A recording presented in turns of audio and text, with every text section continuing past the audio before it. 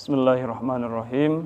Assalamualaikum warahmatullahi wabarakatuh.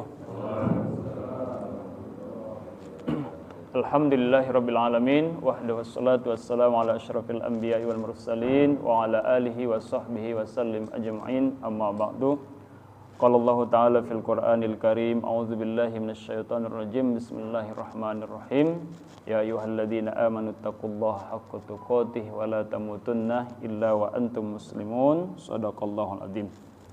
Jamaah salat subuh yang dimuliakan Allah Subhanahu wa taala, pada pagi hari ini kita bisa berkumpul di masjid yang mulia ini. Mudah-mudahan ini adalah sebuah rahmat bagi kita dari beberapa rahmat yang diberikan Allah kepada kita semua. Mudah-mudahan nikmat kesehatan, kesempatan dan berbagai nikmat lainnya ini kita bisa gunakan terus untuk selalu dalam ketaatan kepada Allah Subhanahu wa taala. Kemudian salawat dan salam Allahumma sholli ala sayyidina Muhammad wa ala ali sayyidina Muhammad. Mudah-mudahan kita selalu continue, selalu melazimkan salawat ini, karena ini adalah perintah Rasul, salah satu amal di mana amalan ini tidak diperlukan keikhlasan, ya. Tidak pun ikhlas kita sudah berpahala dalam melafazkan Allahumma sholli wa sallim ala sayyidina Muhammad wa ala ali sayyidina Muhammad. Mudah-mudahan kita di dunia dimudahkan untuk menjalankan sunnahnya, kelak di akhirat kita mendapatkan syafaatul semuanya. Amin ya rabbal alamin. Bapak Ibu yang dirahmati Allah Subhanahu wa taala, pada pagi hari ini kita akan masuk kepada hadis yang ke-29, ya.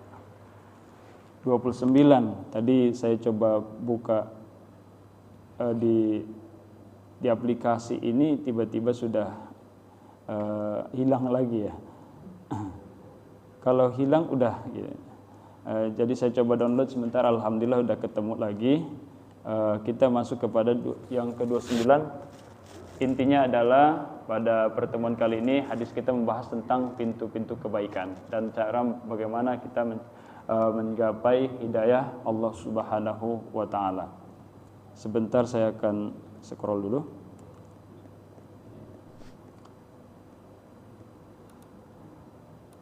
Karena di rumah saya tadi membukanya di kitab, tapi bukan di aplikasi. Saya kira masih ada di sini, ya. Udah jauh banget. Sebentar ya, Pak.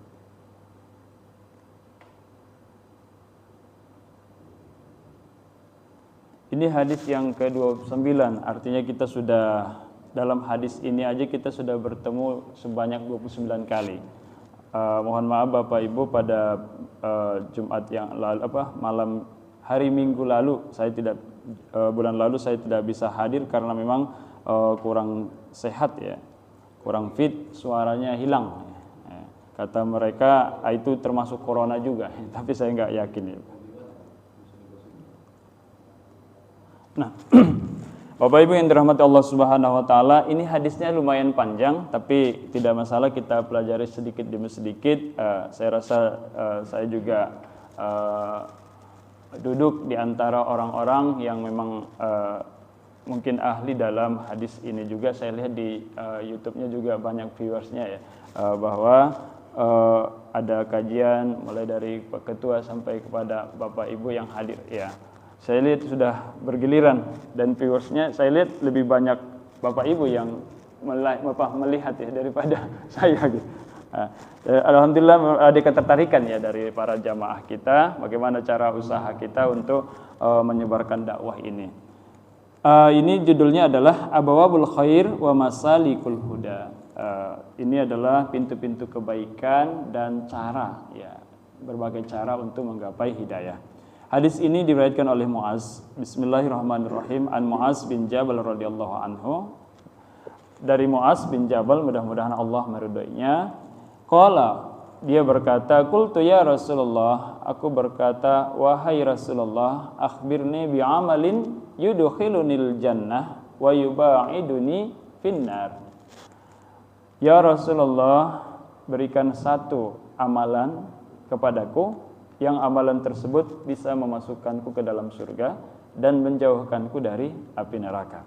Qala, Rasulullah menjawab, laqad sa'alta an azim. Ya, Rasulullah seolah-olah memuji tentang pertanyaan ini, wahai Mu'az, sesungguhnya engkau telah berkata sesuatu yang besar dan yang bagus, ya. Wa innahu la yasirun ala may yassarahu Allah Ta'ala. Sesungguhnya yang kamu tanyakan ini adalah sesuatu yang sangat mudah bagi orang yang dimudahkan oleh Allah Subhanahu wa taala.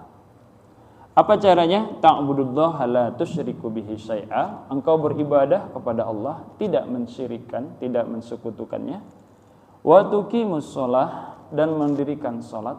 Wa tu'tiz zakah, engkau tunaikan zakat.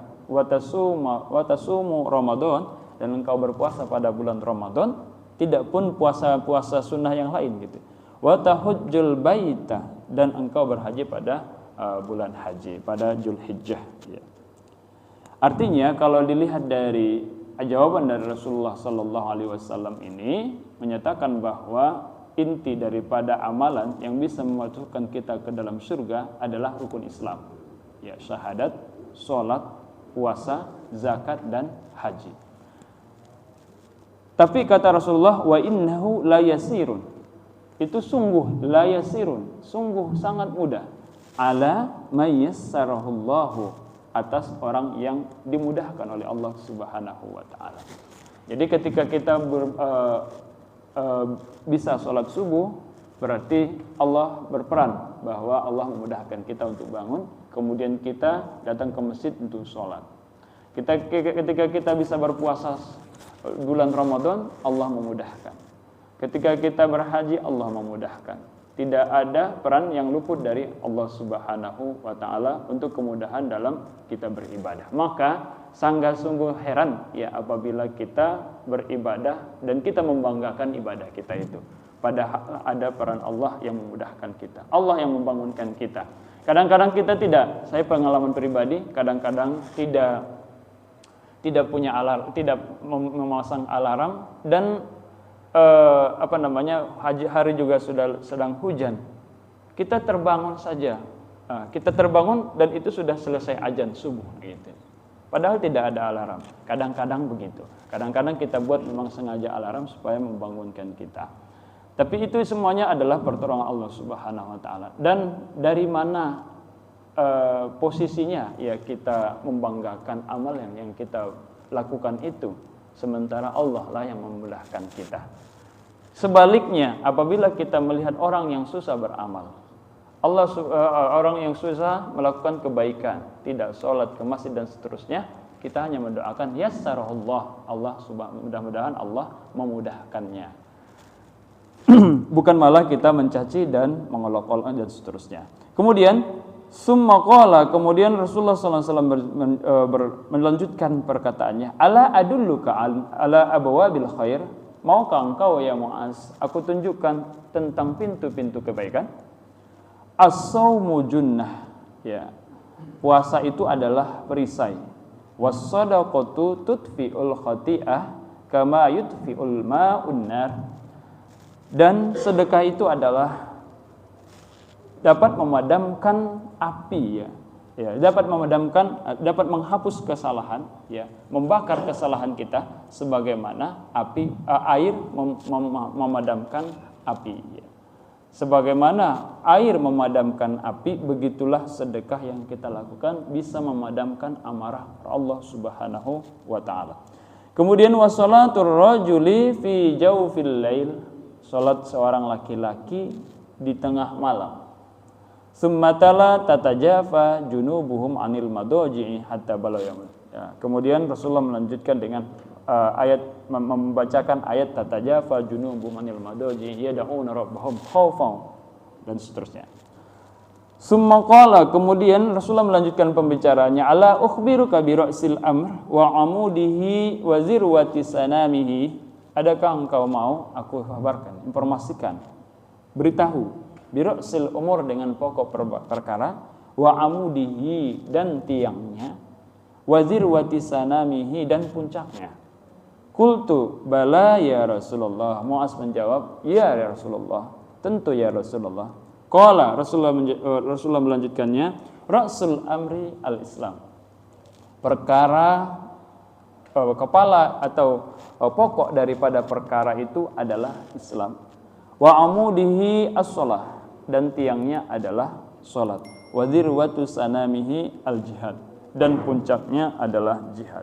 Yang pertama adalah pokok segala perkara yang perlu kita ikat, ya, kunci dalam kehidupan kita berada dalam agama Islam. Itu dulu. Yang kedua, kata Rasulullah, tiangnya adalah sholat. Manakala kita seorang Islam tapi tidak melaksanakan sholat, maka sesungguhnya sudah seperti merobohkan agama sendiri. As-sholatu imaduddin, faman aqamaha faqad aqamaddin. Ada hadis Rasulullah SAW tentang sholat adalah tiang agama. Siapa yang mendirikannya maka sama dengan mendirikan agama. Sebaliknya, waman tarakaha faqad hadamaddin, siapa yang meninggalkannya sama dengan merobohkan agamanya sendiri, menghancurkan agama sendiri. Karena tiangnya adalah sholat. Kenapa demikian? Karena dengan sholat tersebut bisa memancarkan kebaikan-kebaikan yang lain. Kemudian juga wa amudihi as-shalah, kemudian tiangnya adalah sholat.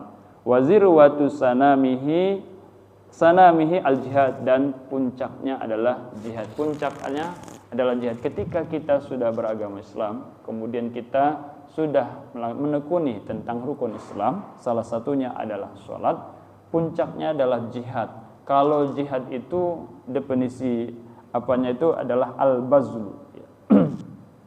Bukan yang dimaksud, kalau mungkin dulu itu jihad itu disebut dengan berperang, namun pada konteks kekinian jihad itu adalah bagaimana tetap berkata baik, ya. Bagaimana kita tetap memposisikan sebagai orang yang netral, tidak memihak ke sana kemari, dan kita dalam keadaan orang yang baik. Dan itu kita berusaha bagaimana kita melepaskan, ya, kolega kita yang ingin mengajak kita dalam kemaksiatan, bagaimana kita melepaskan bisnis kita yang ternyata di situ ada bau-bau ribanya dan seterusnya. Itulah yang dimaksud dengan jihad zaman atau konteks sekarang ini. Jihad itu adalah mengarahkan segala kemampuan kita, ya. Maka dalam Al-Qur'an itu disebutkan siapa yang berjihad, yang bersungguh-sungguh, lanahdiyannahum subulana, akan kami berikan petunjuk tentang beberapa opsi-opsi lain. Subulana itu jalannya. Jadi opsi-opsi lain akan muncul.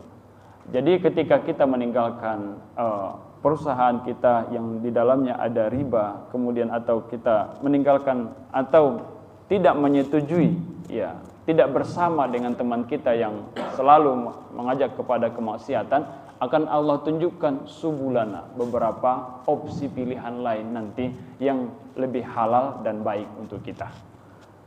Kemudian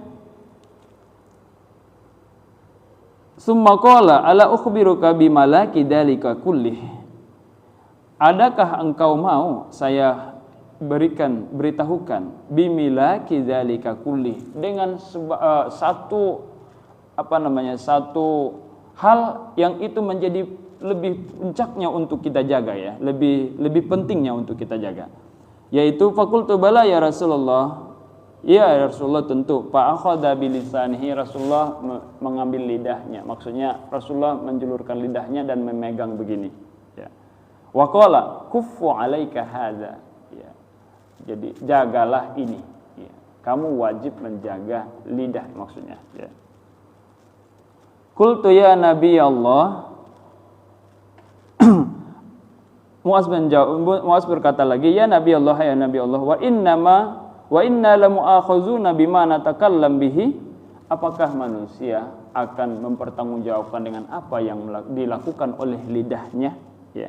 Faqala takilat ka ummuk wa hal yakubbun nasa fin nari wujuhum aw qala ala manakhrim illa hasaidu alsinatin. Sederhananya adalah, ya benar, banyak manusia nanti yang akan masuk ke dalam neraka sebab hasaidu alsinatihim, sebab ulah daripada lidah mereka. Rawahu Tirmizi, hadis ini diriwayatkan oleh Imam Tirmizi, wa qala hadisun hasan sahih, dia berkata hadis ini adalah hadis hasan dan lagi sahih.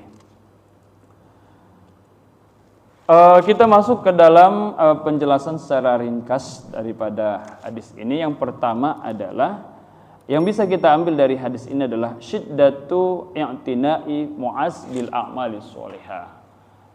Kesungguhan Mu'az sebagai salah satu sahabat untuk mencari tahu tentang macam-macam amal soleh. Karena bagaimanapun kita hanya ada dua tempat kembali. Yang pertama adalah surga, kedua adalah neraka. Maka manusia itu atau termasuk daripada sahabat tadi berusaha untuk mengamalkan sesuatu yang dengan amalan tersebut dia bisa dipastikan untuk masuk surga. Salah satunya adalah Mu'az bin Jabal. Inna su'al Mu'az radhiyallahu anhu yadullu ala syiddati i'tina'ihi bil a'malis sholihah wa ihtimamihi bi ma'rifatiha min Rasulullah sallallahu alaihi wasallam. Sahabat Mu'az bin Jabal, dari hadis ini bisa kita lihat bahwa tentang rasa keingintahuannya tentang bagaimana cara untuk masuk surga. Punya amalan di mana amalan tersebut bisa masuk surga. Untuk kita sendiri Bapak Ibu, bagaimana rasa kita dalam hati kita untuk selalu mendengar kebaikan, walaupun kebaikan itu sudah sering kita dengar, itu termasuk daripada ihtimam. Artinya itu merasa kita penting untuk itu. Bahkan kita juga harus mengkhususkan diri kita untuk menyisihkan waktu kita untuk belajar khusus bagaimana tentang keagamaan kita dan seterusnya. Maka kita diperlukan punya guru secara pribadi ya. Kama yadullu ala fasahati wa balaghati fa innahu sa'ala su'alan wajizan wa balighan wa qad madahan Nabi sallallahu alaihi wasallam. Secara singkat begitu ya. Bahwa ini adalah pertanyaan yang bagus dan ini adalah jawaban dari Rasulullah sallallahu alaihi wasallam tentang bagaimana Rasulullah memberikan jawaban untuk orang yang ingin masuk surga. Kemudian yang kedua adalah al-a'malu sababi lidukhulil jannah. Amal ibadah itu adalah sebab kita untuk masuk surga. Ada dua memang hadis yang sudah pernah kita jelaskan, hadis berlawanan tentang apakah masuk surga itu dengan amal ibadah kita atau dengan rahmat Allah Subhanahu wa taala. Nah, ini penjelasannya. Wa qad dalla ala dzalika qaulu Mu'az akhbirni bi'amalin yadkhulunil jannah wa fi kitabillahi azza wa tilkal jannatul lati uristumuha bima kuntum ta'malun. Dalam Al-Qur'an memang Allah Subhanahu wa taala akan berkata kepada orang-orang yang masuk surga, kamu masuk surga karena sebab amal yang entah telah kamu lakukan. Wa amma qaulun Nabi sallallahu alaihi wasallam la yadkhulul jannata ahadukum bi amal. Tapi ada dalam satu hadis dikatakan bahwa seseorang tidak akan masuk surga dengan amal ibadahnya. Di hadis lain pun sebenarnya ada bahwa Rasulullah SAW pernah menyampaikan bahwasanya sesungguhnya manusia itu tidak akan masuk surga dengan amalnya.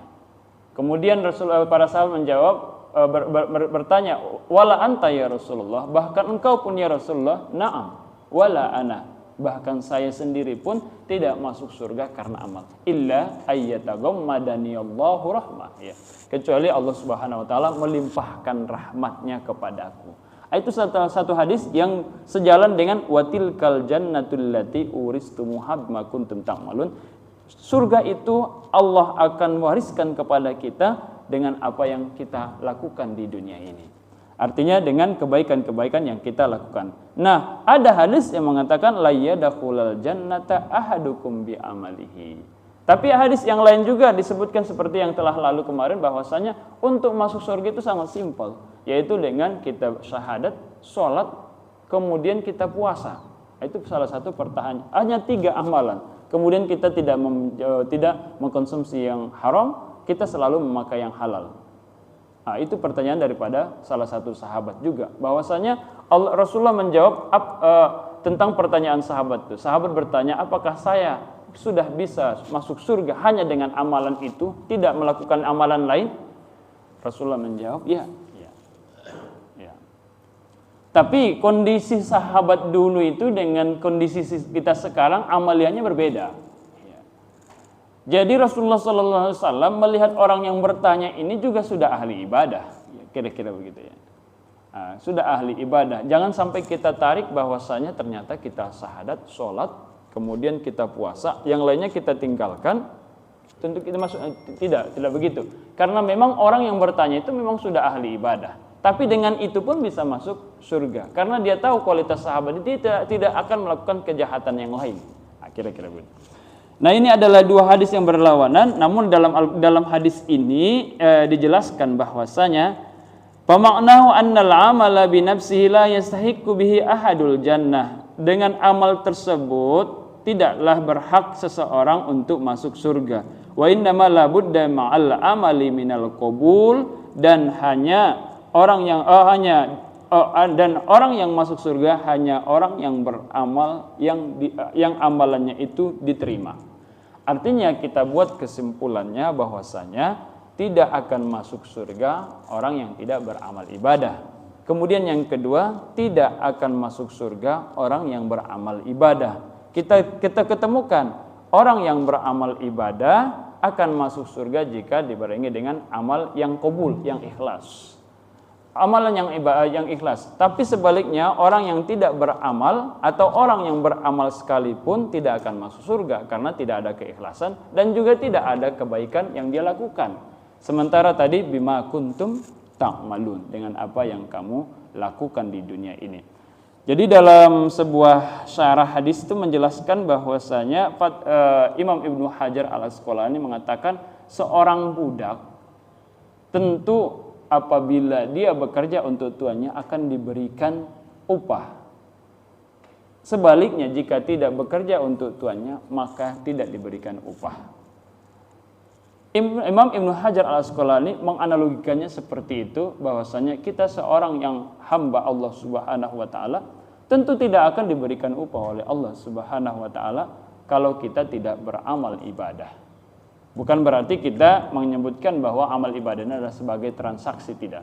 Tapi apabila kita melakukan sesuatu, Allah akan memberikan ganjarannya. Sebaliknya apabila kita melakukan sesuatu ibadah, Allah akan berikan balasan kepada kita. Nah, itu titik temunya adalah bahwasanya Allah Subhanahu wa taala akan memberikan surganya, tiket surganya apabila kita beramal ibadah dengan amalan yang qabul. Amalan yang qabul itu yang terima adalah amalan yang ikhlas. Wa ma umiru illa liya'budullaha mukhlisin, ya gitu. Dan engkau wahai para hamba Allah tidak diperintahkan untuk menyembah kecuali dengan ikhlas, ya.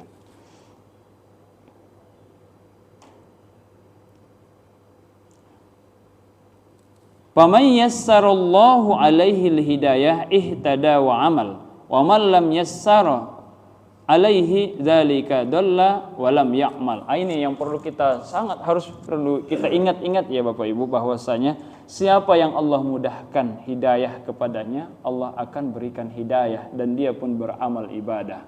Siapa juga yang tidak diberikan kemudahan, seseorang tersebut akan sesat, walam ya'mal, dan tidak beribadah sekalipun.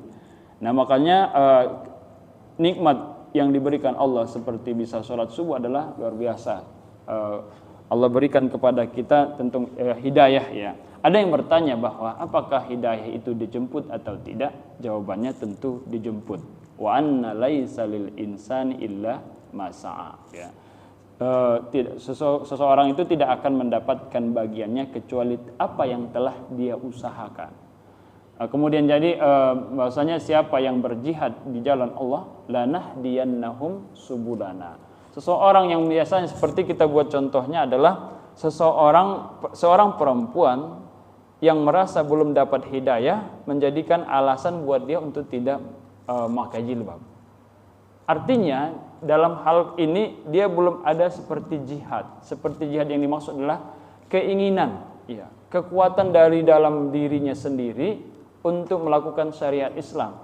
Coba nanti kalau dia kuatkan dirinya, dia coba memakai jilbab dengan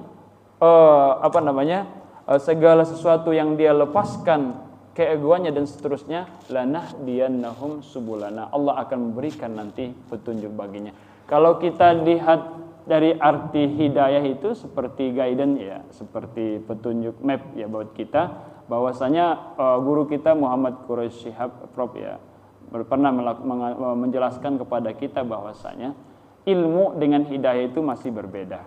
Karena ilmu itu kita tahu misalnya ini ke Victor, jalannya ini ke Victor, kita tahu Victor sebelah sana, tapi belum tentu kita akan sampai kalau kita tidak ada guidance ya, kalau kita tidak ada mapnya. Map itulah disebut dengan hidayah. Nah, gitu. Jadi kalau orang yang meninggalkan kesalahan, meninggalkan kemaksiatan dengan jihadnya, ya, dengan penuh semangatnya, maka Allah Subhanahu Wa Taala akan memberikan opsi-opsi lain tentang kebaikan dan itu menguntungkan baginya. Kemudian untuk masuk surga itu al-ityanu bi arkanil Islam. Ya sebagaimana yang itu sudah kita jelaskan tadi bahwasanya Allah Subhanahu wa taala memberikan informasi kepada Rasulullah memberikan kepada para sahabat bahwasanya untuk kita masuk surga itu adalah dengan melaksanakan rukun Islam. Ya, yang sebagaimana yang sudah kita ketahui bersama. Kemudian apalagi bahwasanya untuk masuk surga itu adalah bima kuntum ta'malun, dengan apa yang kita lakukan tentunya dengan kebaikan-kebaikan. Apalagi yang disebut dalam hadis ini abwabul khair, tentang pintu-pintu kebaikan. Dalam abwabul khair ini disebutnya dalam hadis lain abwabul jannah, pintu surga. Bagaimana mengetuk pintu surga itu? Gitu ya.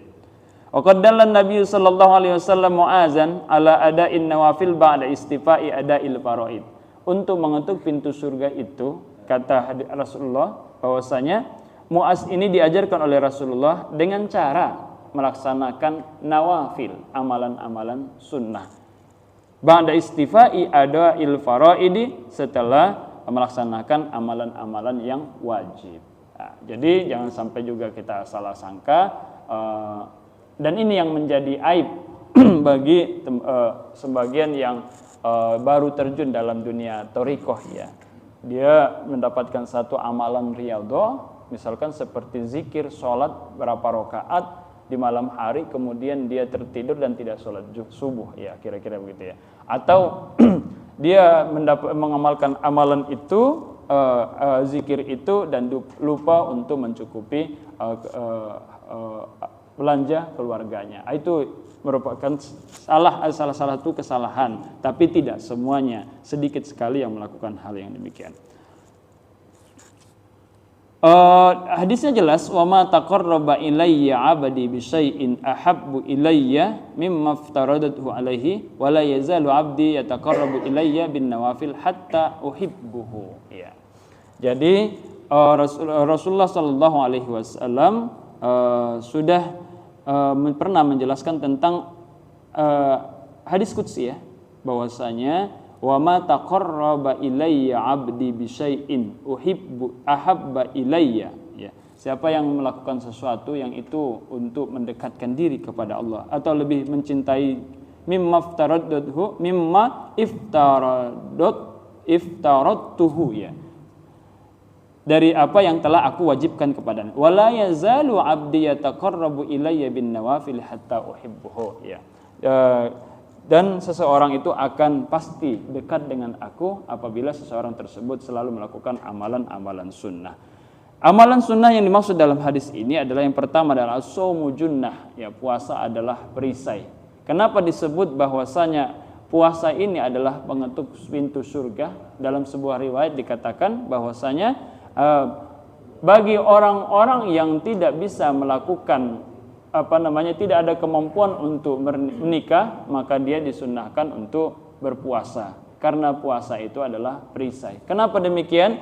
Karena orang yang berpuasa tentu akan menghindari dari segala amalan-amalan yang itu menjadikan dia dekat jauh dari Allah Subhanahu wa taala. Maka disebutlah as-shaumu junnah, puasa adalah perisai. Wal muradu bihi huna siyamun nafli la siyama Ramadan. Puasa yang dimaksud di sini adalah puasa sunnah, bukan puasa Ramadan. Li'annahu taqaddama. Wa huwa wiqayatun minan nari fil akhirah, li'anna al-muslim yamtani'u fihi 'anis syahawati imtithalan li amrillah. Jadi puasa ini kata Rasulullah melalui penjelasan daripada Mustafa Al-Bugho ini mengatakan bahwasanya bisa menjaga atau menghindari kita, menyelamatkan kita dari api neraka di akhirat nanti.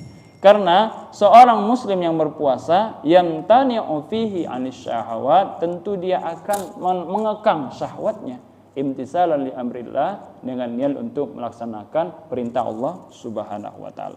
Wa hadza yu'awwiduhu iltizamul hudud. Puasa inilah yang menjadikan kebiasaan baginya untuk selalu menepati memperhatikan batas-batas ya. Memperhatikan batas, ini halal, ini haram. Ini perkataannya boleh, ini tidak, dan seterusnya. Dan ini bisa dilatih, ini bisa kita dapatkan dengan latihan berpuasa. Wa yuqarribuhu minat taqwa allati hiya fi'lul ma amarallahu bihi, dan seterusnya, bahwasanya dari puasa tersebut bisa kita menjadi manusia yang memang terjaga, terkontrol ya. Kemudian yang kedua, as-shadaqatu tudfi'ul khati'ah. Sedekah itu bisa memadamkan kesalahan, menghabiskan kesalahan kita, memusnahkan, mengikis dan seterusnya ya. Wal muradu bis sadaqah huna ghairu zakah. Yang dimaksud daripada sedekah dalam hadis ini adalah selain daripada zakat. Kalau zakat itu adalah kewajiban bagi kita semua. Namun sedekah yang dimaksud adalah ada sedekah subuh, ada sedekah yang lainnya, itu yang dimaksud dengan sedekah. Katanya adalah tudfi'ul khoti'ah, mengikis, memadamkan ya kesalahan yang kita lakukan. Wal khoti'atul lati tudfi'uha wa tamhu asruha innama hiya as-saghair mutakal. Tapi kesalahan yang dihabiskan itu, yang dihanguskan adalah kesalahan yang kecil-kecil. Adapun kesalahan yang besar tidak bisa dihanguskan kecuali dengan bertaubat. Li'annal kaba'ira la yamhuha illa taubah, karena dosa besar tidak bisa dihapus kecuali dengan bertaubat. Wal khatayal muta'alliqa bihaqqil adami la yamhuha illa ridha sahibah. Dan kesalahan yang berkaitan dengan manusia tidak akan dihapus kecuali kalau kita meminta ridho manusia tersebut. Ada dua yang dikecualikan oleh hadis ini. Yang pertama adalah kesalahan yang besar. Yang kedua adalah kesalahan kita kepada manusia yang lain. Apabila ini terjadi, maka yang pertama kesalahan yang besar kita bisa dengan taubat. Yang kedua, kita bisa minta maaf kepada orang yang bersangkutan. Tidak termasuk yang dimaksud kalau kita bersedekah semua kesalahan kita hilang, tidak. Tapi kecuali yang dua ini, kesalahan besar, dan yang kedua adalah kesalahan kepada manusia yang lain.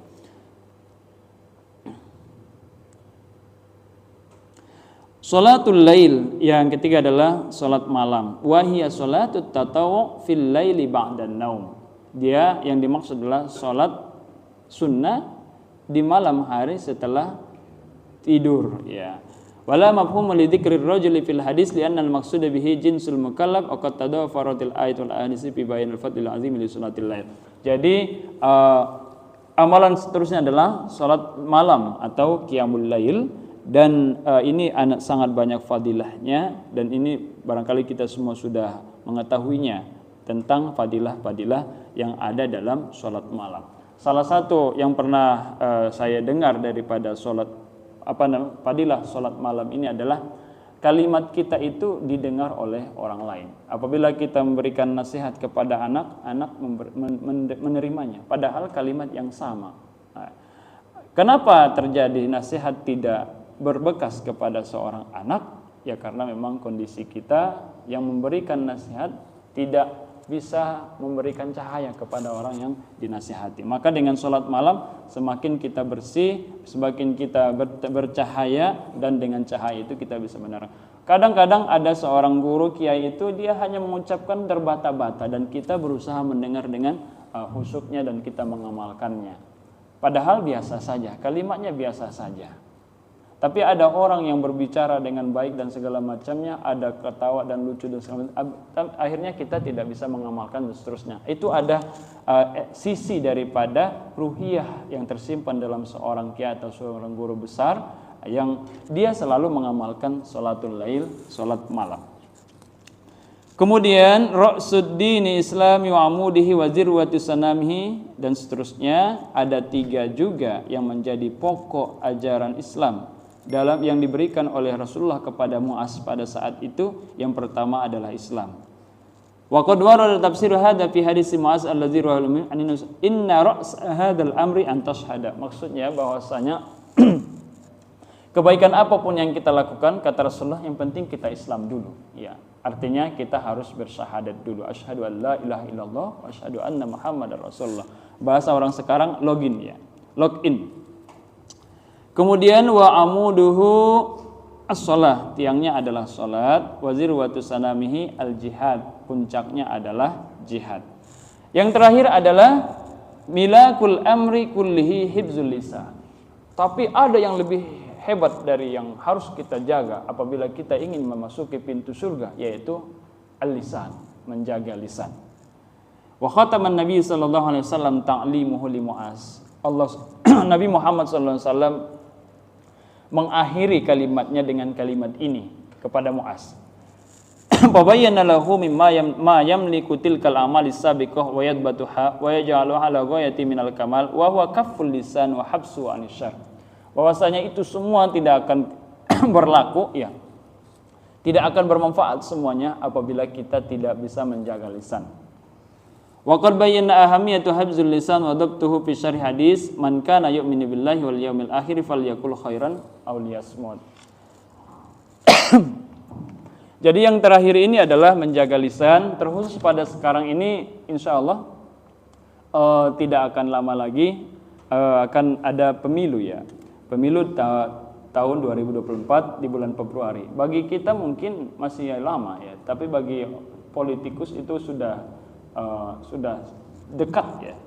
Dan di media sosial kita itu sudah banyak yang mampir di Facebook kita, padahal kita tidak pernah berteman dengan itu. Tiba-tiba muncul oleh Google atau oleh Facebooknya, mungkin mereka mungkin memakai memakai yang berbayar. Iklan berbayar, sehingga tersebar dengan jarak radius berapa kilo dan seterusnya hingga tampil di Facebook kita, di laman Facebook kita. Di situ ada banyak ragamnya. Kalau memang ingin mensosialisasikan atau memperkenalkan, itu baik. Bagi kita yang awam bisa mendapatkan tambahan informasi untuk kita nanti memilih siapa yang terbaik daripada calon-calon yang akan maju dalam 2024. Namun yang tidak baik adalah apabila daripada akun-akun itu menyenggol atau merendahkan yang lain, itu yang disebut dengan tidak menjaga lisan. Dalam Al-Quran surah Al-Hujurat ayat 11 dikatakan, A'udzubillahi minasyaitonirrajim, la ya ayyuhalladzina amanu la yaskhar qaumun min qaumin. Hai orang-orang yang beriman, janganlah satu kaum yang satu merendahkan, ya, merendahkan kaum yang lain.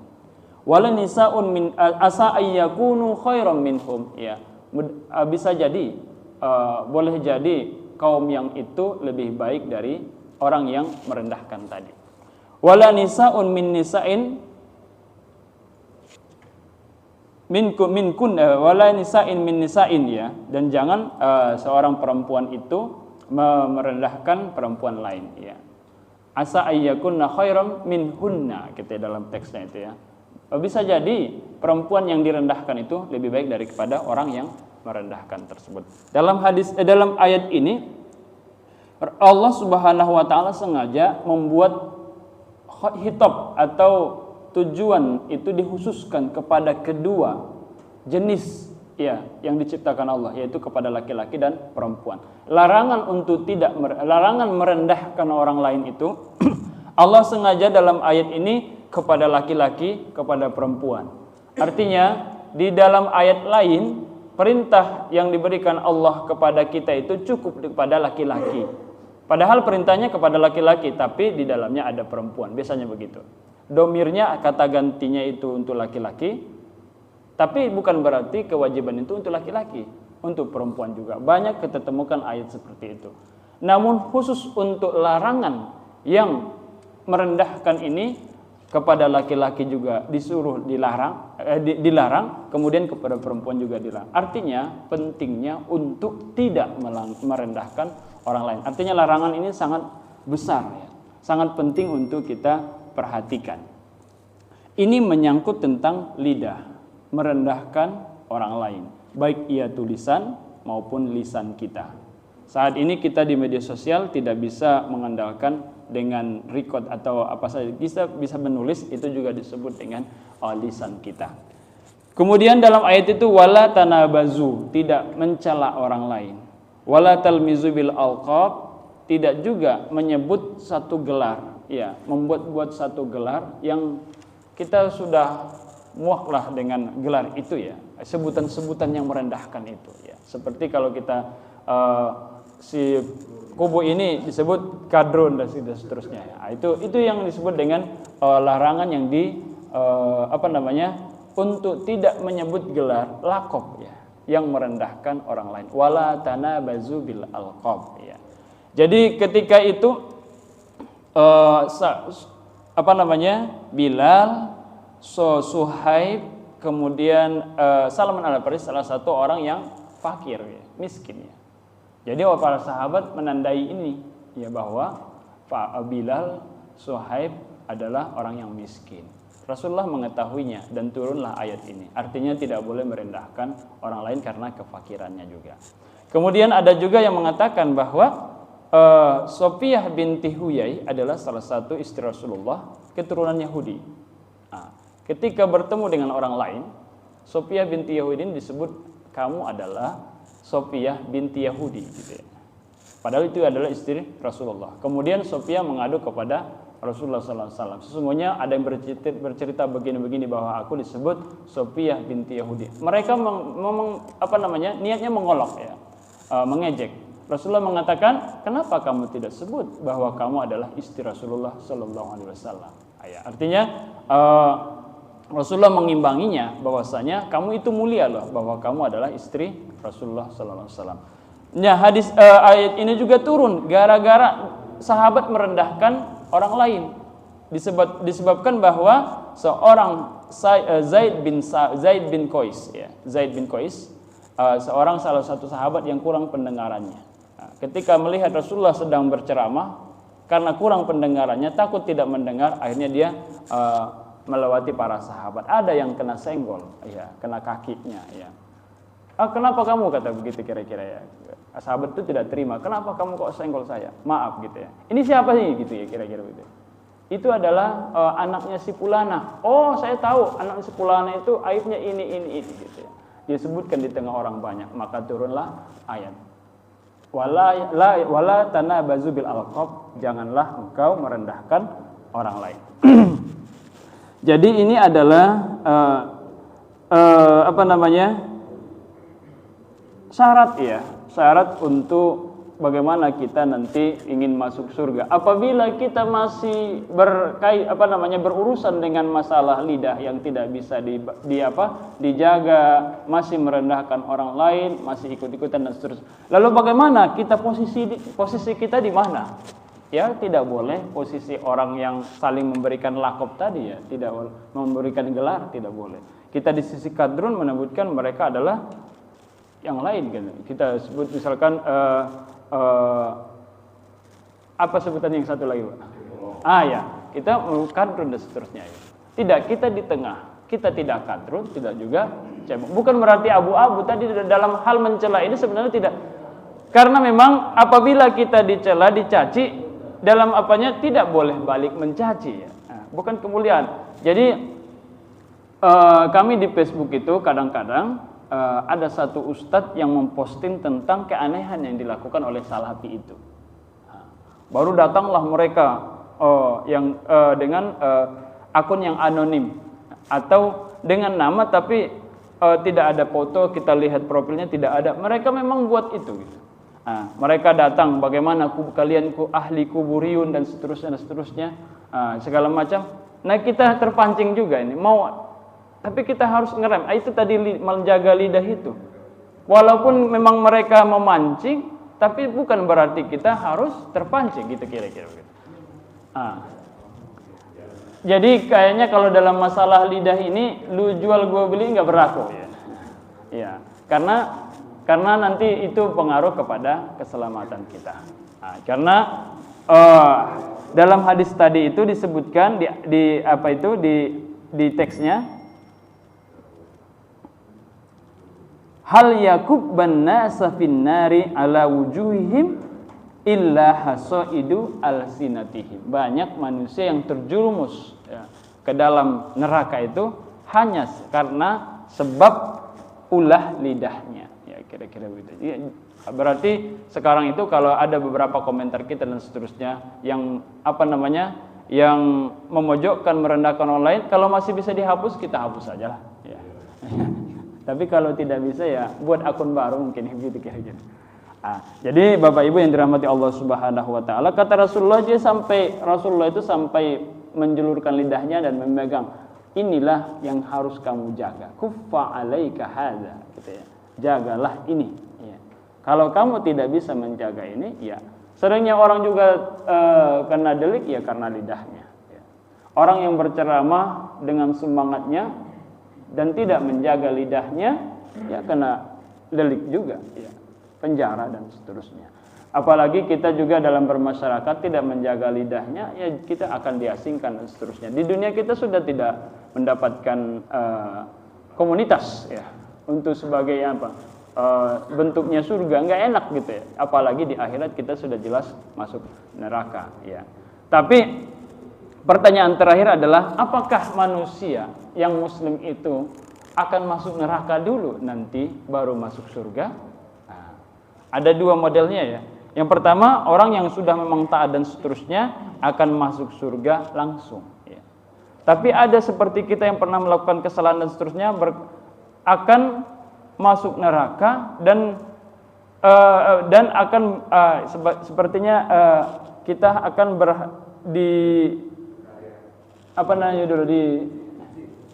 cuci dulu, kemudian nanti kita semacam transit ya Pak ya. Jadi disitulah kita dibalas dulu seperti apa yang kita lakukan. Kita beriman, tapi lidah kita nggak jaga itu di situ, dicincang segala macam dulu, ya segala macam kejahatan. Karena Allah itu maha adil, ya, maha adil. Jauh kalau dulu saya berasa bahwa membunuh semut itu biasa aja, gitu.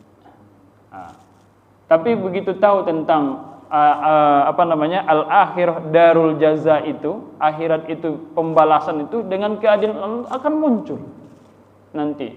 Maka bukan sebagai cerita-cerita anak-anak ya Bapak Ibu, bahwa besok semut itu akan lebih besar dari kita gitu.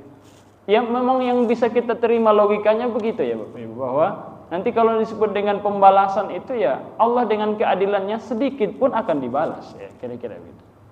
Menurut kita biasa itu masih di akhirat akan dibalas oleh Allah Subhanahu wa taala. Maka sesungguhnya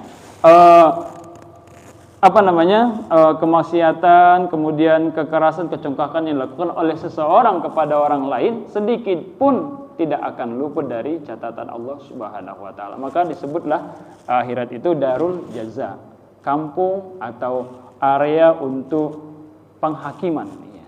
Sedikit pun akan kita kita membedakan kasih sayang kita kepada anak pertama, kedua itu nanti dibalas ya, dan seterusnya.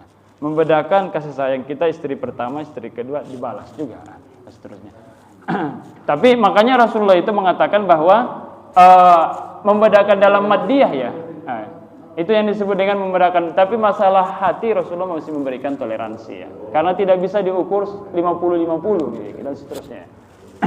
Jadi Bapak Ibu, itu sekilas tentang abwabul khair dan cara untuk mendapatkan hidayah itu. Bahwasanya ada beberapa tips yang diberikan Rasulullah, setidaknya ada 4 ya.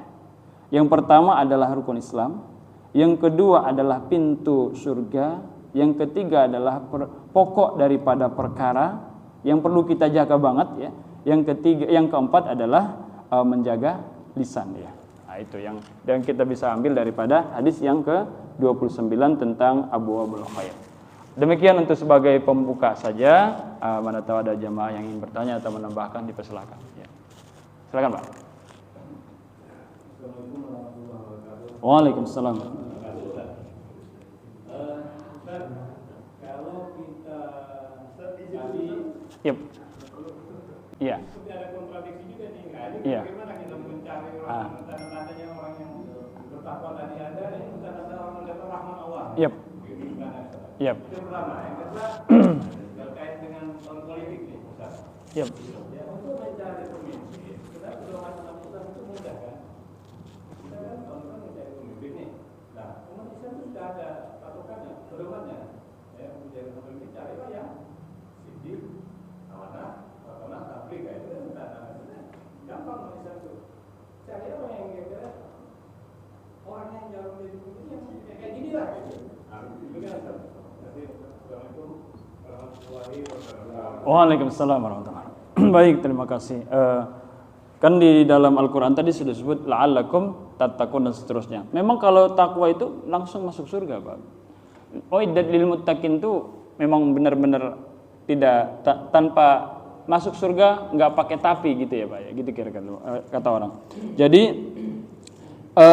kalau orang yang bertakwa itu memang banyak apanya? Sifat-sifatnya dalam Al-Quran. Jadi termasuk orang yang kita kan sudah membahas tentang Zulhijjah ya, daripada para penceramah mungkin salah satu tanda orang yang bertakwa itu adalah orang yang mau mengorbankan gitu kira-kira dan seterusnya. Nah, sejatinya orang yang bertakwa itu ya tidak lagi tidak lagi melakukan sesuatu yang tidak dibolehkan Allah ya, itu sejatinya. Maka dalam Al-Quran itu kan salah satu hikmah daripada puasa itu la'allakum tattaqun, mudah-mudahan bertakwa. Seperti sejatinya itu kalau misalnya kita analogikan nilai yang kita dapat di bulan Ramadan itu sebenarnya sepertinya bentuknya seperti Excel yang sudah disetting ya. Ya.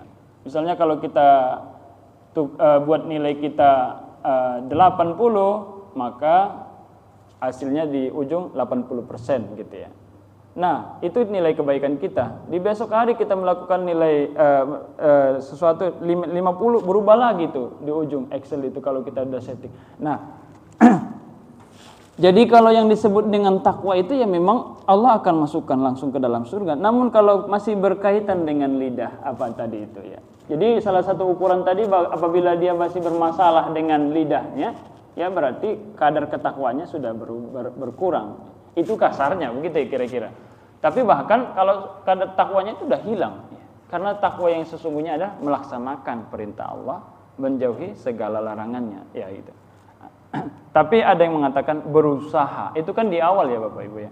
Berusaha sekuat tenaga untuk melaksanakan perintah Allah dan berusaha sekuat tenaga untuk menghindarkan diri dari maksiat. Itu di awal, bukan berarti sebagai final masih sampai kita mati tetap masih berusaha ya, terkena dari, berarti kita tidak termasuk iddat lil muttaqin tadi. Orang yang bertakwa itu sudah banyak kita lihat ya, sifat-sifatnya memang manusia yang sempurna ya kira. Tapi tetap manusia yang sempurna di mata Allah Subhanahu wa taala, bukan di mata kita ya, bukan di mata Allah, bukan mengaitkannya dengan Allah. Karena kalau dibandingkan dengan Allah, kita tidak ada yang sempurna. Tapi yang itu ya Bapak Ibu, takwa itu kalau sudah disebut level takwa, ya jelas memang uiddat lil muttaqin ya.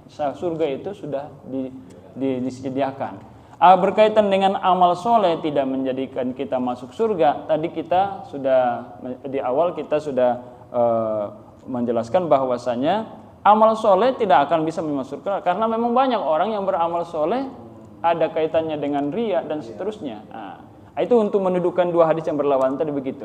Sebenarnya hadis itu tidak berlawanan, tapi setelah kita pahami, oh ternyata ada amal soleh. Dia suka berdonasi ke masjid, dia sudah berkurban tiap tahun, tapi dia ada unsur riya dan seterusnya. Itu tidak akan diterima dan tidak menimbulkan rahmat, ya, tidak memunculkan rahmat Allah. Dan juga bukan berarti karena rahmat Allah, ya, berdasarkan kisah perempuan PSK yang dulu memberikan air kepada anjing itu kemudian masuk surga. Akhirnya kita berkesimpulan, kita diam-diam aja bersedekah setiap hari kepada fakir miskin, mudah-mudahan ini menjadikan kita masuk, dan kita tidak sholat dan segala macamnya. Itu juga bertolak belakang juga. Dan seterusnya. Jadi artinya apa? Kalau saya lihat di masyarakat itu kita tidak bisa menjas ya, tidak bisa menjas dia nggak pernah ke sholat ke musola. Ya. Padahal kan dalil tentang sholat berjamaah itu sama-sama punya dalil, tidak ada perbedaan. Ada orang mengatakan berbeda pendapat, orang yang katanya wajib. Tidak, ada dalil yang khusus untuk boleh sholat di rumah, ada dalil khusus untuk sholat di masjid. Siapa yang mau ke masjid, ya ke masjid gitu ya. Jadi tapi ada sama-sama dalilnya itu. Jadi seperti perempuan juga. Perempuan apakah dia sholat di masjid atau sholat di rumah? Di masjid juga ada. Di rumah juga ada dalilnya gitu. Tapi ini perbedaan pendapat, tidak ada yang berbeda gitu. Ada memang dalil khususnya gitu. Jadi jangan sampai dia nggak pernah ke musola. Oh ini berarti keimanannya turun gitu. Nggak bisa. Karena bisa jadi dengan sifat kita yang begitu menurunkan amal kita yang sedang kita lakukan juga. Karena memang sudah mengukur orang lain ya. Kemudian terakhir tentang kriteria seorang pemimpin itu kita sepakat. Memang betul Pak bahwa kriteria pemimpin kita semua sepakat. Tapi memandang manusianya itu kita berbeda Pak. Iya. Memandang manusianya itu si A mengatakan bahwa si Fulan ini ada riwayat korupsinya dan seterusnya. Tapi menurut kita dia bukan korupsi.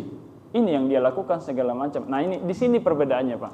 Dalam posisi kita adalah menilai yang terbaik karena yang paling baik di antara keduanya gitu ya Pak. Karena yang terbaik ya saya rasa udah apabila ada dua orang calon ya dan kita tahu mana yang terbaik ya kita pilih yang terbaik ya. Tapi ternyata ada dua orang calon yang sama-sama bobroknya ya. Apakah kita harus tidak ikut? Enggak juga. Kita harus tetap ikut tapi pilih yang paling baik di antara yang ada dua. Iya. Dan kita kan karena masalahnya kita butuh ya. Tidak ada mereka juga, kita repot juga. Itu kira-kira Pak. Jadi posisi kita tetap. Nah, ada yang kenapa timbul kalimat politik identitas? Karena memang ini perlu kita sadari juga bahwasanya ada dari kita yang agamanya merasa kita agamanya kuat sehingga bilang jangan pilih orang kafir. Itu disebut. Itu makanya kita disebut dengan membawa politik agama itu ya. Padahal sebenarnya kalau kita sebutkan ini kita sodorkan kriteria dalam Islam tidak termasuk dalam politik identitas itu ya. Bagaimana Rasulullah memimpin, kita gambarkan sosok-sosok pemimpin atau pemimpin ideal dalam Islam sampai di situ. Selebihnya umat yang menilai, ternyata akhirnya kita tidak memihak kepada siapapun dan tidak mempengaruhi dan kita tidak disebut dengan politik identitas ya. Politik identitas itu perlu ya, tapi jangan sampai dan menurut pemerintah yang disebut politik identitas itu pun tidak sesederhana yang kita pahami bahwa kita tidak perlu berbicara tentang agama, tidak juga. Boleh Pak, ya, tetap boleh ya. Nah, oleh karena itu ya tidak semuanya politik identitas itu dilarang oleh pemerintah kita juga ya. Tetap juga kita mengedepankan sisi keagamaan kita sebagai umat Islam. Demikian Bapak Ibu.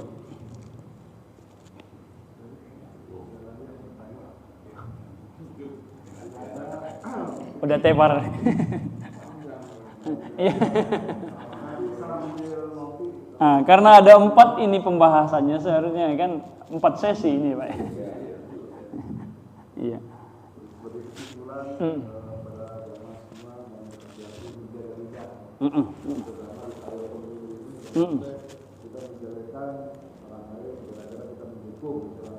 Paslon ya.